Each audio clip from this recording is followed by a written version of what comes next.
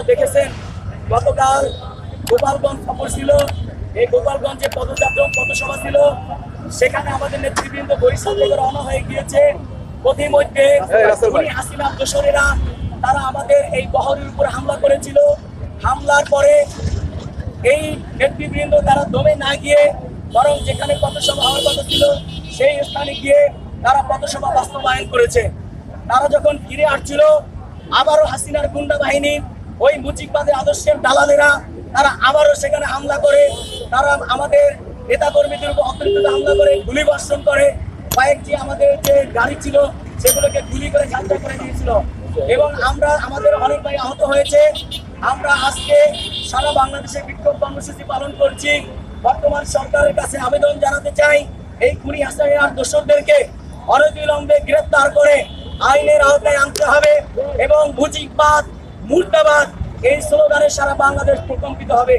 যদি অতি দ্রুত সময়ের মধ্যে ইন্টারিম সরকার প্রফেসর ডক্টর ইউনূসের সরকার এই মুজিববাদী দালালদের বিরুদ্ধে আইনের ব্যবস্থা না করেন, আইনানুগ ব্যবস্থা না করেন, পদক্ষেপ না গ্রহণ করে, আমরা সারা বাংলাদেশ থেকে আবারও লং মার্চ করে গোপালগঞ্জে গিয়ে আমরা নিজেদের মতো করে এই স্বৈরাচার দোষকদের বিরুদ্ধে পদক্ষেপ গ্রহণ করব।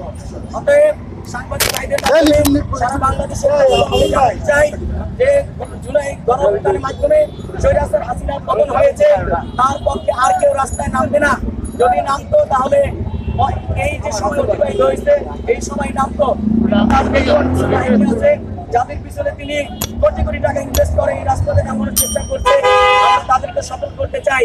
আপনারা যদি আবার ওই মুজিবতন্ত্র নিয়ে রাস্তায় নামার চেষ্টা করেন, জাতীয় নাগরিক পার্টি স্পষ্টভাবে ঘোষণা দিচ্ছে এই গণঅভ্যুত্থানের শক্তিকে সাথে নিয়ে আমরা তাদেরকে মোকাবেলা করব।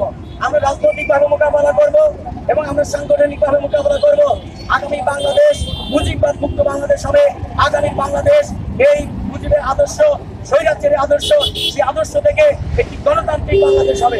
অতএব আজকের এই বিক্ষোভ থেকে আপনাদের বিক্ষোভ সংস্থা জানাতে চাই, যারা কালকে পৈশাচিকভাবে হামলা করেছে সন্ত্রাসীরা, সকল সন্ত্রাসীদেরকে গ্রেপ্তার করার জন্য বর্তমান সরকার গুরুত্ব আহ্বান জানাচ্ছে। যদি সন্ত্রাসীদেরকে অবিলম্বে গ্রেপ্তার করে তাদের শাস্তির ব্যবস্থা না করা হয় তাহলে আমাদের আন্দোলন অব্যাহত থাকবে। সন্ত্রাস মুক্ত বাংলাদেশ করার জন্য আমরা সারা দেশব্যাপী আরো কঠিন থেকে কঠিনতর আন্দোলন গড়ে তুলব। সকলকে ধন্যবাদ। ইতিমধ্যে জেনেছেন যে গোপালগঞ্জ